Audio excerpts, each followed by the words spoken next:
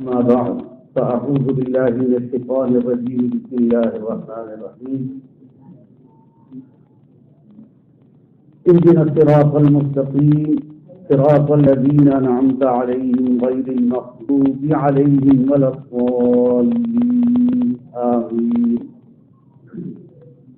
صدق الله العظيم رب اشرح لي صدري ويسر لي أمري واحلل عقدة من لساني يفقهوا قولي اللهم ربنا ألهمنا رشدنا وأعذنا من شرور أنفسنا اللهم أرنا الحق حقا وارزقنا اتباعه وأرنا الباطل باطلا وارزقنا اجتنابه آمین یا رب العالمین۔ حضرات، آپ کے علم ہے سورہ فاتحہ کے حوالے سے گفتگو چل رہی ہے اور آج امید ہے کہ انشاءاللہ اس پر یہ ہماری آخری نشست ہوگی۔ جو اب تک ہم نے مضمون سمجھا ہے اس کو اختصار سے آپ کے سامنے بیان کر دوں کہ سورہ فاتحہ کی جو پہلی دو آیات ہیں اس میں اللہ تعالیٰ کی حمد و ثنا بیان کی گئی ہے، اور اس کے بعد تیسری آیت میں اللہ کے قیامت والے دن کے مالک ہونے کا اقرار ہے، اور چوتھی آیت میں اللہ سے پھر عہد ہے کہ ہم ساری زندگی، انفرادی زندگی بھی اور اجتماعی زندگی بھی تیری ہی عبادت کرتے اور کرتے رہیں گے، اور اس پوری زندگی کے دوران صرف تجھ ہی سے مدد مانگتے ہیں اور مانگتے رہیں گے۔ اس پر ہماری گفتگو مکمل ہو گئی۔ ابھی ہماری گفتگو چل رہی ہے اہدنا الصراط المستقیم، ہدایت دے سیدھے راستے پر۔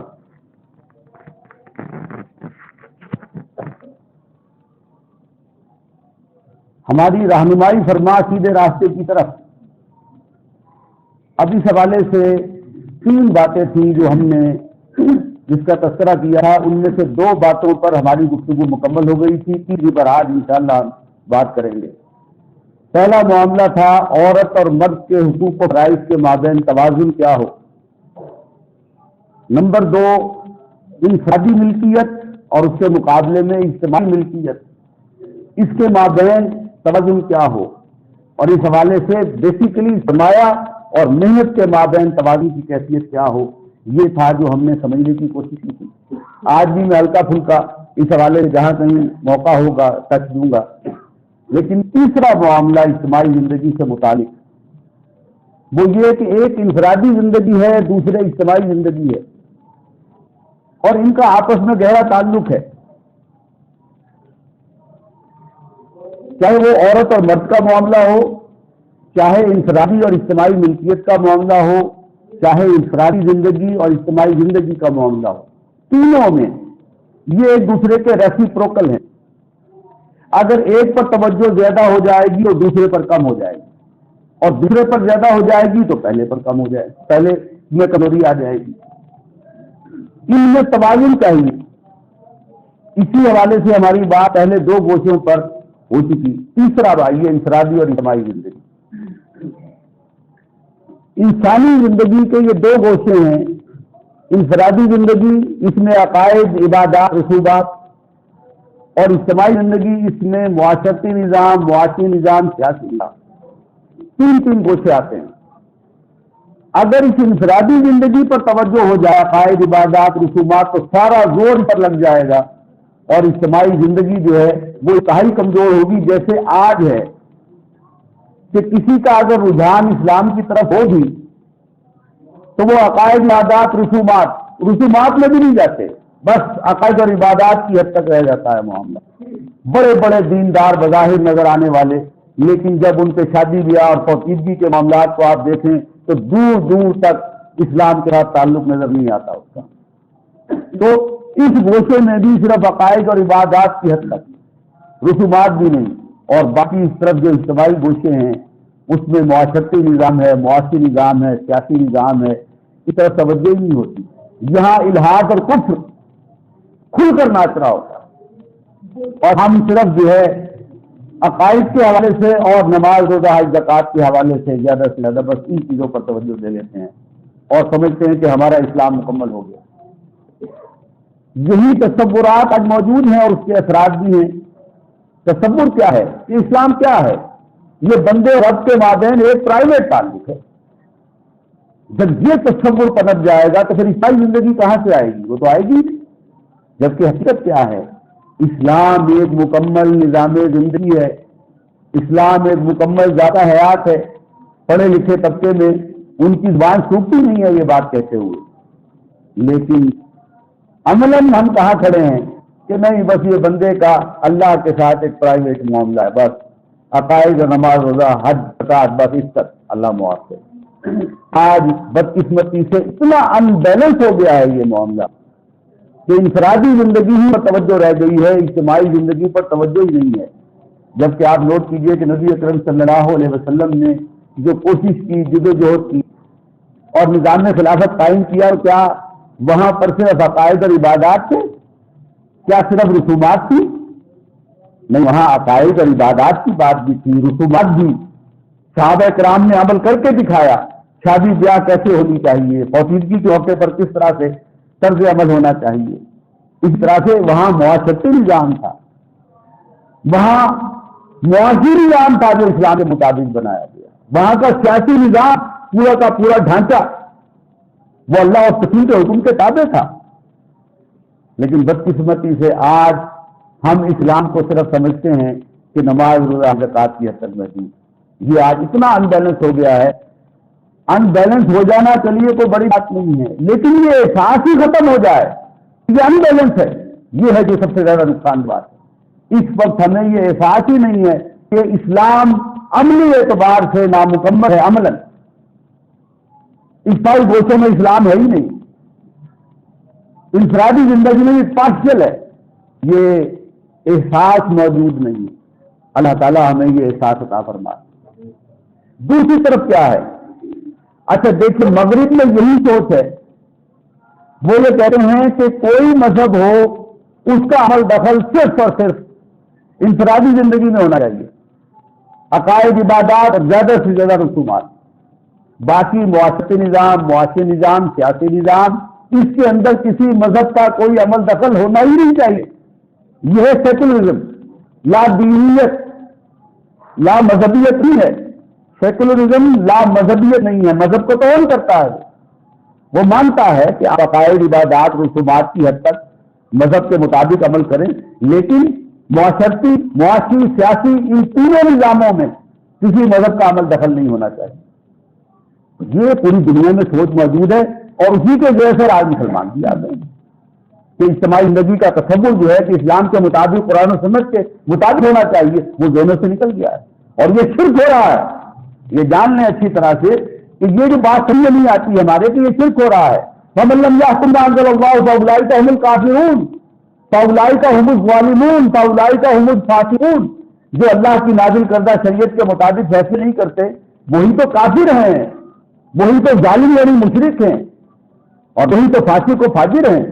آپ یہ تینوں آیات ہم پر متفق ہو رہی ہیں کہ ہم قرآن سنت کے مطابق فیصلے نہیں کر رہے۔ اللہ تعالیٰ ہمیں توبہ کرنے کی توفیق دے، قرآن و سنت کو اپنی انفرادی زندگیوں میں بھی اور اجتماعی زندگیوں میں اختیار کرنے کی توفیق دے، اور مغرب کے سامنے ڈٹ کر کھڑے ہونے کی توفیق دے۔ اسلام کے جس تصور سے مغرب خائف ہے وہ اسلام نہیں ہے جس کے اندر اجتماعی زندگی کی بات نہ ہو۔ وہ فنڈامنٹلزم کی بات جب کرتے ہیں، فنڈامنٹلسٹ کی بات جب کرتے ہیں اور اس سے خارج نظر آتے ہیں، وہ کون ہیں؟ جو اجتماعی زندگی میں اسلام کی بالادستی کی بات کرتے ہیں، ان سے خارج ہیں وہ، انہیں کو پھر وہ دہشت گرد قرار دے دیتے ہیں۔ ان کے نزدیک فنڈامنٹلزم، فنڈامنٹلسٹ بھی دہشت گرد ہیں، معاذ اللہ۔ یہ وہ مغرب کی یک طرفہ سوچ ہے جس کے تحت وہ اسلام کو بھی اس طرح جو ہے پروموٹ کرتے ہیں جس کے اندر اجتماعی زندگی کا تصور نہ ہو، اور ان کے خلاف کھڑے ہوتے ہیں جو اجتماعی زندگی میں اسلام کی بالادستی کی بات کرتے ہیں۔ تو ان کے مابین توازن چاہیے، لیکن بدقسمتی سے آج قرآن و سنت سے دوری کے باعث اس انفرادی زندگی پر تو پھر بھی کچھ نہ کچھ توجہ ہے، لیکن اجتماعی زندگی پر توجہ نہیں ہے۔ اس میں بیلنس لانے کی ضرورت ہے۔ وہ کیسے پیدا ہوگا؟ قرآن و سنت میں غور و فکر کر کے۔ اسی کے ساتھ آئیے، آج مغرب کے اندر جو ہو رہا ہے اظہار آزادی، انفرادی طور پر اظہار آزادی، اس کو اتنا زیادہ جو ہے آزادی مل گئی ہے کہ اس میں اجتماعی تصور جو ہے، اجتماعی مفاد جو ہے وہ نظر انداز ہو رہا ہے۔ اب 2 ارب مسلمان ہیں اس دنیا کے اندر، جو اگر مسلمانوں کا دل دکھ جائے لیکن ایک کو فرد یا کوئی جو ہے چھوٹی سی جماعت کھڑی ہو کر کسی رسول کی شان میں کسی نبی کی شان میں گستاخی کر دے، محمد صلی اللہ علیہ وسلم کی شان میں گستاخی کر دے، ان کو کوئی فرق نہیں پڑتا. لیکن مسلمانوں کا دل دکھے، جو عرب مسلمانوں کا دل دکھ جائے، انہیں کوئی فرق نہیں پڑتا. اظہار آزادی کی اتنی جو ہے چھوٹ دی ہوئی ہے، اس کے اندر بھی ایک توازن ہونا چاہیے. ہولوکاسٹ کا جو ہے تذکرہ بھی انہیں پسند نہیں ہے. کیوں پسند نہیں ہے بھائی؟ یار تمہیں اگر اظہار آزادی اتنی پسند ہے تو پھر ہولوکاسٹ بھی جو ہے قبول کرو. یہی بات ہم کہتے ہیں کہ اجتماعی جو معاملات ہیں اس کے اندر اگر کچھ ایک بڑی تعداد جو ہے اس کی دل آزاری کی کیفیت ہو رہی ہے تو اس میں اظہار آزادی اس حد تک ہونی چاہیے جس سے اجتماعی سطح پر اتنے بڑے پیمانے پر دل آزاری نہ ہو. اب اگر جو ہے نبی اکرم صلی اللہ علیہ وسلم کی شان میں گستاخی ہو رہی ہے یا صحابہ کرام کی شان میں گستاخی ہو رہی ہے اور اس کی آپ اجازت دے دیں تو اس سے ظاہر بات ہے کہ پھر حالات سمجھیں گے تو نہیں.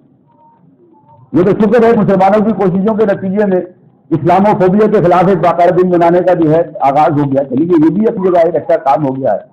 لیکن یہ کہ اظہار رائے کے حوالے سے اتنی آزادی انفرادی طور پر کہ کوئی قدغن ان کے اوپر نہ ہو، وہ قرآن مجید کو باغ جو ہے جلا دیں، شہید کر دیں اور ان کو کوئی پوچھنے والا نہ ہو، یہ ان بیلنس ہے معاملہ. اجتماعی زندگی کو نظر انداز کیا جا رہا ہے. انفرادی آزادی، اظہار رائے کی آزادی یہ ہے جس کو پروموٹ کیا جا رہا ہے اور یہ غلط ہے. یہ نہیں ہونا چاہیے. دیکھیے اسی کا شاخنا ہے یہ سوچ جو پروان کر رہی ہے اور مائٹ از رائٹ کا اصول جو ہے کار فرما ہے، جس کی لاٹھی اس کی بھینس، کہ کتنا ظلم ہو رہا ہے مشرق وسطیٰ میں اور یہ اسرائیل اپنا جو ہے فلسطین میں اسرائیل کتنا ظلم کر رہا ہے. تقریباً 18,000 کے قریب شہادتیں جو ہے پہنچ گئی ہیں، 2 ماہ سے زائد ہو گئے ہیں. جنگ بندی کی قرارداد تک پیش ہوتی ہے لیکن اس کو امریکہ ویٹو کر دیتا ہے. اجتماعی مفاد کو سامنے نہیں رکھا جا رہا، ایک چھوٹی اقلیت کے مفاد کو پیش نظر رکھا جا رہا. یہ ہے جو ان بیلنس ہو گیا ہے معاملہ. یہ ان بیلنس نہیں ہونا چاہیے. یہی ان بیلنس جس کی ہم نے پچھلی مرتبہ بات کی تھی. دولت کی تقسیم غیر منصفانہ ہے. جو میں آیت جو ہے جس کا حوالہ دینا ٹکڑا میں بھول رہا تھا، کئی لڑکوں نظیر کمپنی میں لگ رہی ہے بالکل. یہ نہ ہو کہ تمہاری جو دولت ہے تمہارے جو ہے مالداروں کے مابین گردی سکتی رہے. ایسا نظام بناؤ جس کے اندر جو دولت ہے تو نیچے جو ہے اترے، اس کے اثرات نیچے غریبوں پر جائیں. ایسا نظام بنانے کی ضرورت ہے. لیکن ہو کیا رہا ہے؟ افراد امیر سے امیر تر ہو رہے ہیں. سرمایہ داری نظام کے تحت افراد امیر سے امیر تک تر ہو رہے ہیں اور غریب غریب سے غریب تر ہو رہے ہیں. دولت کا رخ تو امیروں کے مابین ہے، ان کی شادیاں بھی ہوتی ہے دولتوں کے مابین. دولت کی گردش روپے کے اوپر ہی رہی ہے. نہیں، وہ نظام ہونا چاہیے کہ جس کے نتیجے میں غریبوں تک یہ دولت پہنچے. آج جو پاکستان جو ہے اتنا مقروض ملک ہے، کیوں ہے؟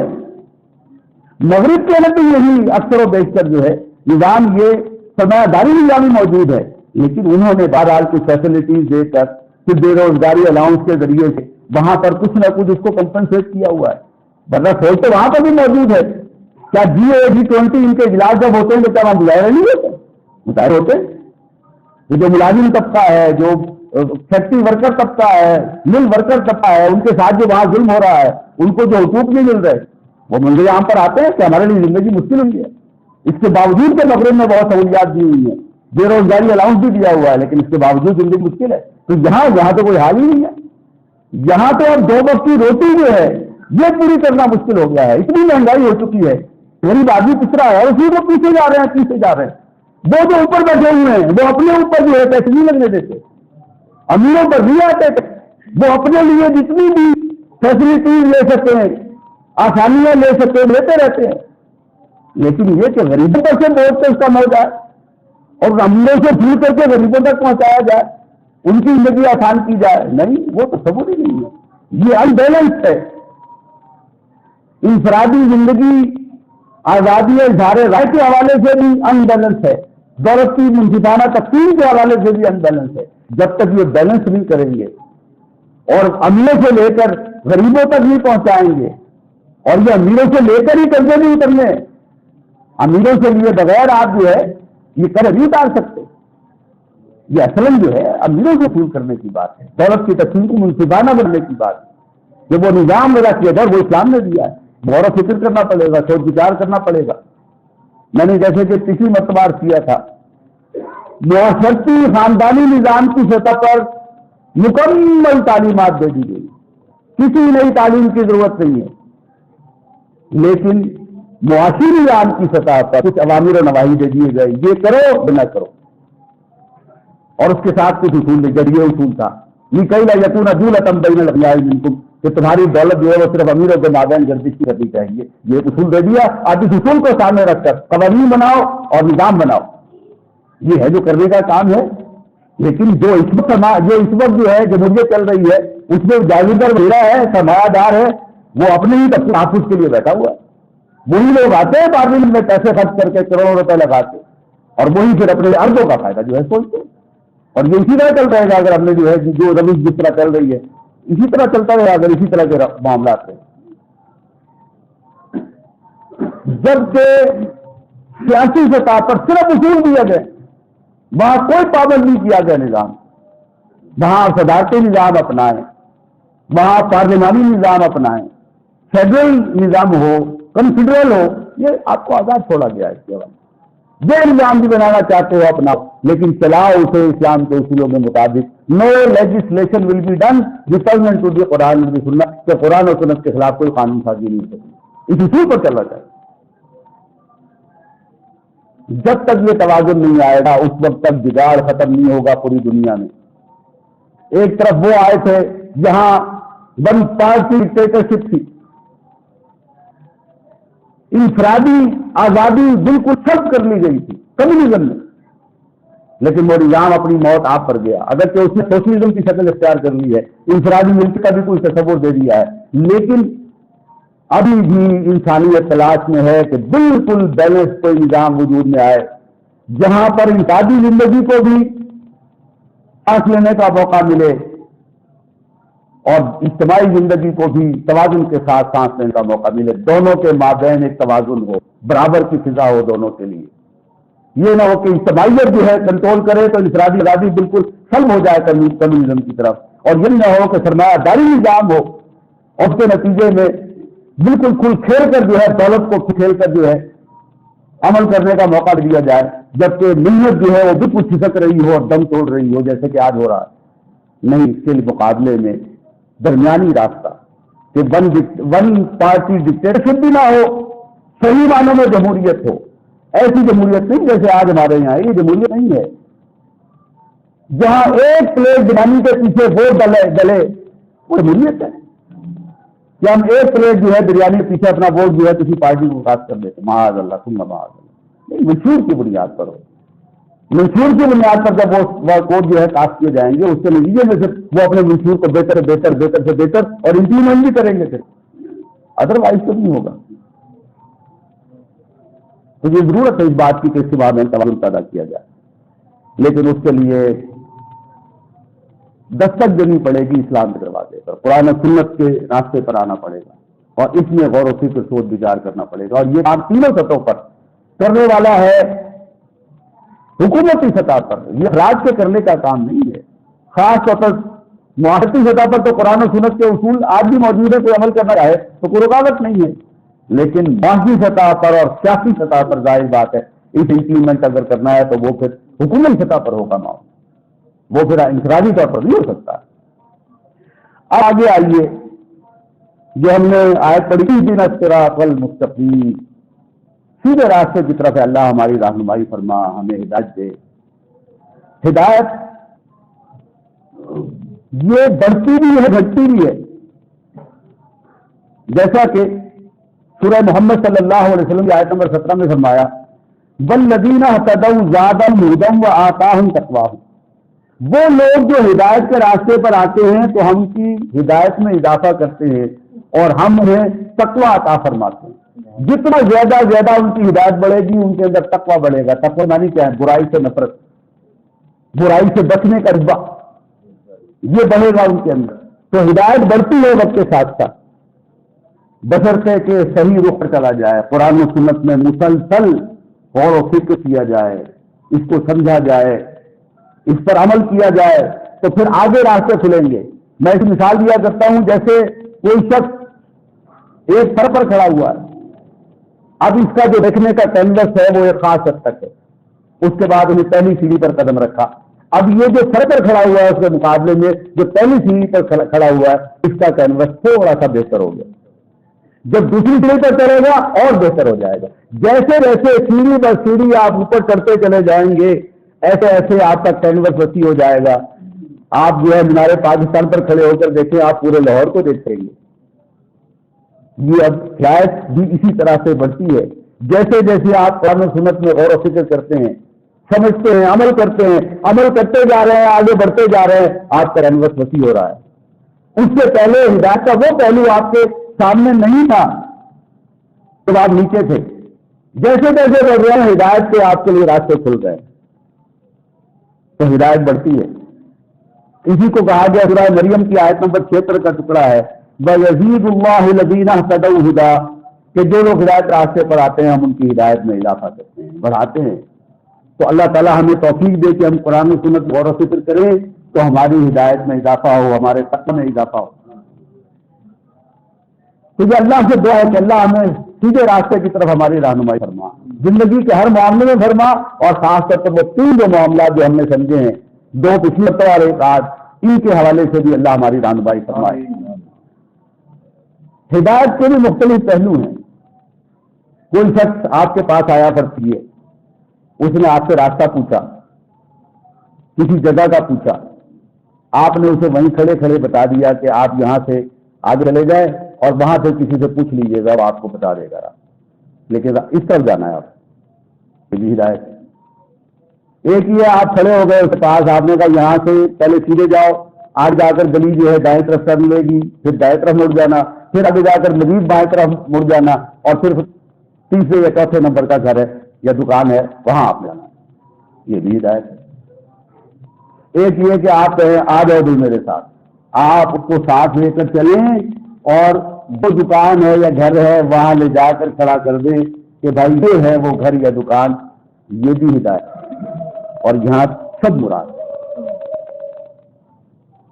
بندہ مومن یا اہل ایمان، اللہ ہم سب کو بھی ان میں شامل فرمائے، جب جنت میں پہنچ جائیں گے تو سب کی زبان پر ایک نعرہ حمد جو ہے وہ جاری ہوگا، الحمدللہ الذی ہدانا لہذا وما کنا لنہتدی لولا ان ہدانا اللہ۔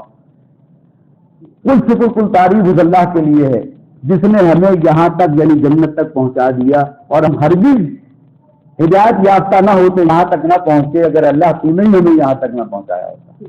تو ایک ہے زبانی بتا دینا، ایک ہے باقاعدہ اس کو جو ہے دائیں بائیں مڑنے کے حوالے سے بتا دینا، ایک ہے باقاعدہ انگلی پکڑ کر اور ساتھ لے کر چلنا اس کو اور منزل مقصود تک پہنچا دینا، یہ سب شامل ہے اہدنا الصراط المستقیم۔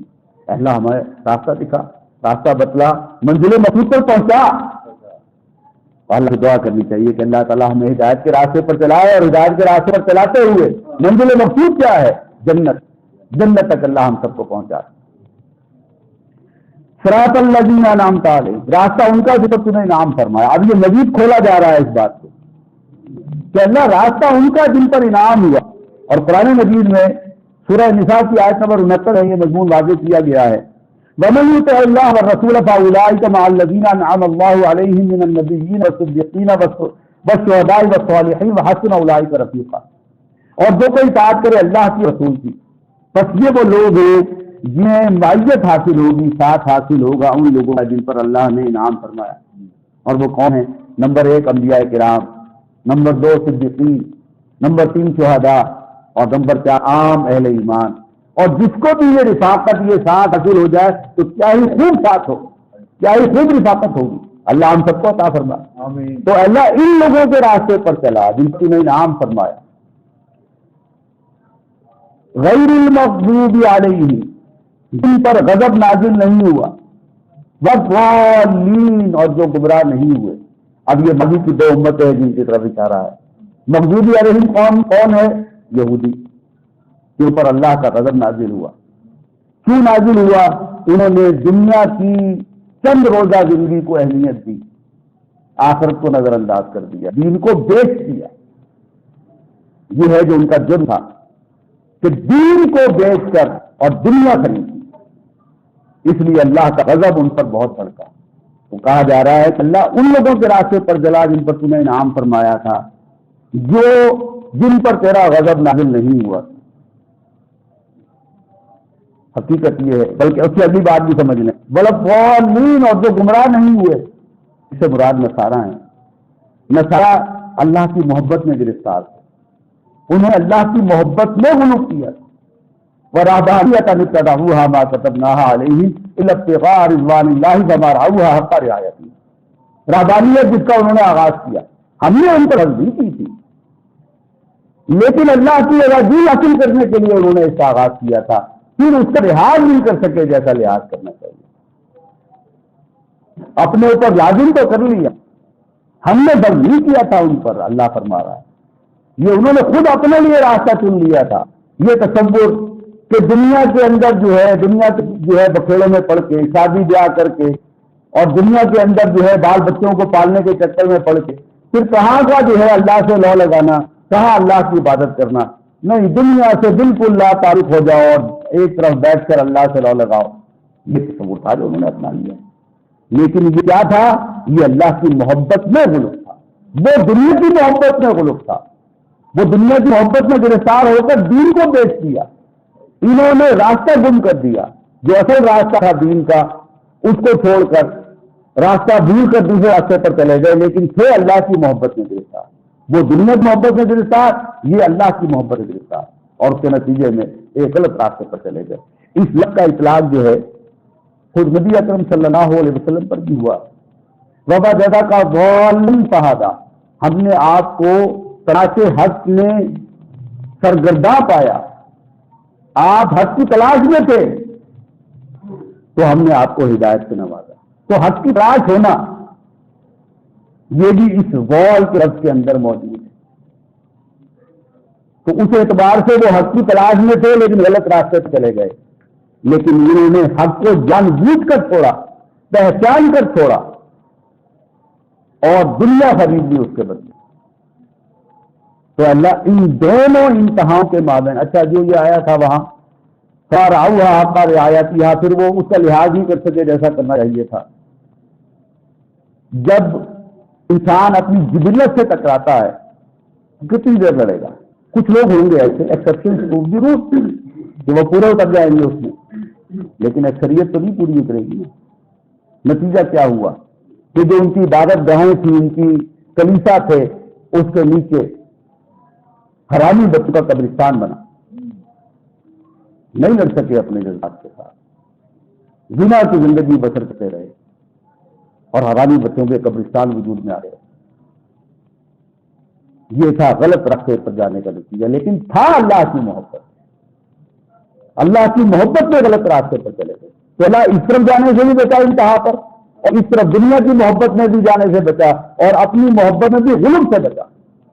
اس کے درمیان میں جو سیدھا راستہ ہے جو نبی اکرم صلی اللہ علیہ وسلم نے عمل کر کے دکھا دیا ہے، اللہ اس پر چلے گی توفیق دی.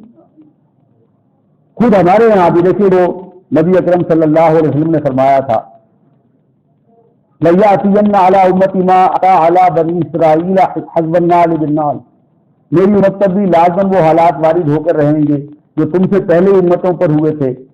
جیسے ایک جوتی دوسری جوتی کے مشابہ ہوتی ہے، تو ایسے ہی آج بھی ہم کہاں کھڑے ہیں. ایک طرف دین سے دوری، انسان مسلمانوں کی عظیم اکثریت دین سے دور ہے، دین کو سمجھنے کی کوئی خواہش بھی نہیں ہے. لیکن ایک وہ لوگ ہیں جو کسی نہ کسی حوالے سے مسجدوں سے وابستہ ہیں، علماء کرام سے کچھ نہ کچھ تعلق ہے. تو جہاں آج اس وقت امت مسلمہ میں پوری میں اکثریت کس کی ہے؟ علماء سو کی، جس کے لیے نبی اکرم صلی اللہ علیہ وسلم نے فرمایا تھا کہ ایک وقت آئے گا کہ علماء آسمان کی چھت کے نیچے بدترین مخلوق ہوں گے، کتنے انہی میں سے اٹھیں گے، انہی میں لوٹ جائیں گے. آج ہم اسی معاشرے میں زندہ ہیں کہ جہاں اکثریت علماء سو کی، دین فروشی ہو رہی ہے، دین کو بیچا جا رہا ہے، اور دیکھیے عیسائیت میں کیا ہوا تھا، پول نے سب سے پہلے توحید کو ختم کیا، شرک کو لے آیا، عیسیٰ علیہ السلام کو اللہ کا بیٹا قرار دیا، یہ پول نے کیا تھا۔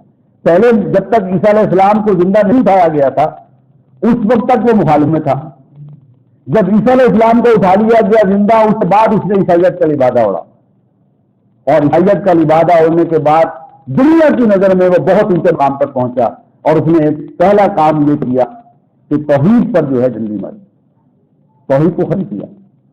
حضرت عیسیٰ علیہ السلام کو اللہ کا بیٹا قرار دے دیا، توحید ختم۔ دوسرا کام اس نے کیا کیا، شریعت کو ساقط کر دیا، شریعت نہیں ہے۔ عیسیٰ علیہ السلام تم سب کے گناہوں کا کفارہ دے گئے سولی چڑھ کر، اب تم جو چاہے کرو، کوئی پابندی تم پر نہیں ہے، معاذ اللہ یہ جو ہے کہ یہ کرو یہ نہ کرو، یہ ختم ہو گیا سارا، وہ تمہارے گناہوں کا کفارہ دے گئے، اب جو چاہو کرو، معاذ اللہ یہ دو کام کیے۔ اسی کا نتیجہ ہمارے یہاں کیا ہے، جو جوتی جیسے دوسری جوتی کے مشابہ ہوتی ہے، عیسائیت کیا ہے، بھی بنی اسرائیلی کی ایک شاخ ہے۔ ہمارے یہاں بھی دین کے نام پر یہ ہوتا ہے کہ توحید کا خاتمہ، انبیاء اور رسل اولیاء اللہ ان سے مدد مانگ لو، ثم دین کی نفی ہو گئی، توحید ختم، شرک لازم آ گیا۔ اور یہ کہاں سے ہو رہا ہے؟ منبر و محراب سے ہو رہا ہے۔ آپ کی 70% سے زائد مساجد کے اندر جہاں کہیں بیان ہو رہا ہے وہ یہی ہو رہا ہے، جبکہ ہم کیا عہد کر رہے ہیں، ایاک نعبد و ایاک نستعین، ہم تیری ہی عبادت کرتے ہیں اور کریں گے اور تجھی سے مدد مانگتے ہیں اور مانگیں گے۔ لیکن وہاں کیا ہو رہا ہے، جس بات کو سمجھانے کے لیے انبیاء رسول آئے، اولیاء اللہ آئے کہ صرف اللہ سے مدد مانگو، الہ وہی ہے، صرف الہ سے ہی مدد مانگی جا سکتی ہے، الہ کے سوا کسی سے مدد نہیں مانگی جا سکتی، یہ دین، اس کی نفی ہو رہی ہے، دین فروغی ہو رہی ہے، نئی نئی بدعات ایجاد رہی ہیں، حلوے مانڈے جو ہیں اپنے جاری رکھنے کے لیے نئی سے نئی بدعت آ رہی ہے، شریعت ثابت ہو رہی ہے، یہ ہو رہا ہے۔ لیکن اس کے ساتھ ساتھ یہ سمجھنا چاہیے، علماء حقانی ہیں اور علماء حقانی ہمیشہ رہیں گے، اور علماء حقانی جب کبھی بھی کوئی حق دعوت کھڑی ہوگی اس کی مخالفت نہیں کریں گے، یہ جان لیں اس طرح، کوئی حق دعوت جہاں کہیں بھی ہوگی علماء حقانی اس سے مخالف نہیں بنیں گے، جبکہ علماء سے بڑھ چڑھ کر اس کی مخالفت کریں گے۔ کہیں مغالطہ بھی ہو سکتا ہے، یہ ایمان بھی موجود ہے، کہیں مغالطہ کسی کو ہو سکتا ہے۔ ایک موقع پر مولانا سید حامد میاں صاحب اب تو وہی دنیا سے جا چکے، اللہ ان کی مغفرت فرمائے، انہوں نے ایک بیان دے دیا تھا ڈاکٹر صاحب کی رائے کے خلاف۔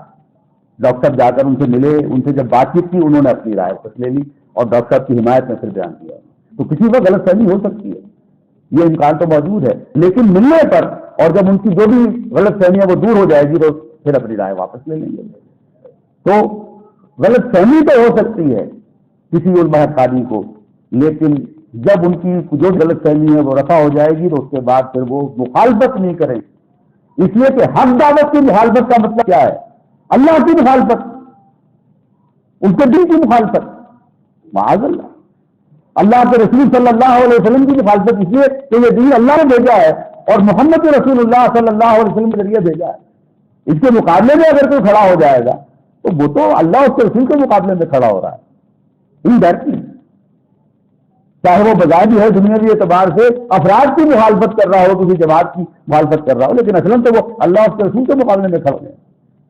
تو علماء حقانی جو ہیں ہمیشہ رہیں گے اور وہ کبھی بھی کسی حق دعوت مقابلے میں کھڑے نہیں ہوں گے۔ اسی طرح سے یہاں نوٹ کیجیے جو آج کی آخری بات ہوگی وہ کیا ہے، امت کے اندر ایک اور ان بیلنس کیفیت پیدا ہوگی۔ وہ کیا، ایک وقت تھا جب نظام خلافت قائم تھا، شریعت کے مطابق معاملات چل رہے تھے، تو اس وقت خانقاہی نظام شروع ہوا کہ اب اجتماعی معاملات تو قرآن و سنت کے مطابق چل رہے ہیں، زیادہ سے زیادہ لوگوں کی لو اللہ سے لگائی جائے، اللہ سے جوڑا جائے، تو خانقاہی نظام شروع ہو گیا۔ اس وقت کے لحاظ سے وہ ٹھیک تھا، لیکن پھر وقت گزرتا گیا اور جو خلافت کا نظام چل رہا تھا وہ پھر کمزور سے کمزور تر ہوتا گیا، یہاں تک کہ 1924 میں خلافت کے نام کا جو ادارہ تھا وہ بھی ختم ہو گیا۔ اگلے سال بس شروع ہونے کو ہے، 2024 میں 100 برس ہو جائیں گے، ایک صدی پوری جو خلافت نام کی بھی موجود نہیں ہے، 100 برس پورے ہو جائیں گے۔ اللہ اندازہ لگائیے، اللہ تعالیٰ کوئی خیر کا فیصلہ فرمائے، وہ آسانی کا فیصلہ فرمائے، ہمیں توبہ کی توفیق دے اجتماعی خطاب کا۔ لیکن 100 برس پورے ہونے کو ہیں، خلافت کے نام کا ادارہ بھی موجود نہیں ہے، لیکن ہم آج بھی خانقاہی نظام میں ہی زندہ ہیں۔ اپنی کمزوریوں کو دور کیا جائے، اپنی کمزوریوں کو دور کیا جائے، اللہ سے لو لگائی جائے، لیکن معاشرے میں برائی پھیل رہی ہے اس کو کھلا چھوڑ دیں، یہ ہے جو غلطی ہے۔ بیلنس کیا ہے؟ اپنی برائیوں پر بھی توجہ ہو اور جو معاشرے کے اندر برائی پھیل رہی ہے اس کے خلاف بند بانے کی کوشش کی جائے۔ اچھا، اس کے اندر بھی ایک اور چیز دیکھ، ہمیشہ یہ ہوتا ہے قرآن مجید میں جب بھی آتا ہے نیکی کا حکم دو برائی سے روکو، ساتھ ساتھ آتا ہے، جہاں ہوگا بڑے کی شکل میں آئے گا، بلکہ اگر اکیلا کہیں آیا ہے تو برائی سے روکنے کے حوالے سے آیا ہے، کہیں بھی نیکی کا حکم دینا برائی سے روکنا یہ اکٹھے ہی آئے۔ برائی سے روکنے کی بات تو اکیلی آ گئی ہے، لیکن نیکی کا حکم دینا برائی سے روکنا جوڑے کی شکل میں آیا ہے۔ لیکن اگر آپ صرف نیکی کی طرف دعوت دیں، نیکی کی طرف دعوت دیں، نیکی کی طرف برائی سے روکیں نا، یا اس میں ایمفیسس نہ ہو، نتیجہ کیا نکلے گا کہ برائی سے پھیلتی چلی جائے گی، جیسے آج ہمارا معاشرہ ہے۔ نیکی کی طرف بلانے والے لوگ بہت ہیں، لیکن برائی پھیل رہی ہے، بڑھتی جا رہی ہے، کیونکہ اس کے خلاف بند باندھنے کی کوشش نہیں ہے۔ اسی طرح خانقاہی نظام میں اپنی کمزوریوں کو دور کرنے کی کوشش ہو رہی ہے، لیکن معاشرے میں برائی پھیل رہی ہے، اس کو روکنے کی کوشش نہیں ہو رہی۔ یہ غلط ہو رہا ہے، یہ ان بیلنس ہو رہا ہے، برائی پھیل رہی ہے۔ اسی لیے ایک طرف اپنے اندر کی برائی کو جو ہے روکنا ہے، نیکی کے راستے پر چلنا ہے، پھر اکٹھے آ کر ایسے لوگ وہ برائی کے خلاف بند باندھیں، برائی کو روکنے کی کوشش کریں، یہ ہے جو ہماری ذمہ داری ہے۔ من رعا منکم منکرا فلیغیرہ بیدہ فإن لم یستطع فبلسانہ فإن لم یستطع فبقلبہ وذلک ضعف الایمان۔ تم میں سے اگر کوئی کسی برائی کو دیکھے، اسے چاہیے طاقت ہاتھ سے اس برائی کو روک دے، اگر اس کی طاقت نہیں ہے تو زبان سے منع کرے، اس کی بھی ہمت نہیں ہے تو دل میں برا جانے، اور یہ ایمان کا کمزور ترین درجہ ہے۔ اور ایک دوسری حدیث مبارکہ میں فرمایا وَلَيْسَ وَرَاءَ ذَلِكَ مِنَ الْإِيمَانِ حَبَّةُ خردل، اس کے بعد ایمان رائی کے دانے کے برابر بھی نہیں ہے۔ یہی ایک امید ہے جو ہم لگا کر بیٹھتے ہیں کہ ایمان دل میں رائی دانے کے برابر ہوگا تو بالآخر جہنم سے نکل کے جنت میں چلے جائیں گے۔ تو یہاں کہا جا رہا ہے اگر برائی کو برائی نہیں سمجھ رہے تو پھر دل میں رائی کے دانے کے برابر ایمان نہیں ہے، جہنم سے نکلیں گے نہیں ایسے لوگ جن کے دل میں ایمان رائی کے دانے برابر نہیں ہوگا۔ اللہ تعالیٰ سے دعا ہے کہ اللہ تعالیٰ مجھے بھی رات حضرات کو بھی ایک طرف نیکی کا حکم دینے والا بنائے، برائی سے روکنے والا بنائے، اور آگے بڑھ کر والحافظون لحدود اللہ، اللہ کی حدود کا محافظ بن کر کھڑا ہو جانے والا بنائے۔ اقول قولی ھذا واستغفر اللہ لی ولکم ولسائر المسلمین والمسلمات۔ کوئی سوال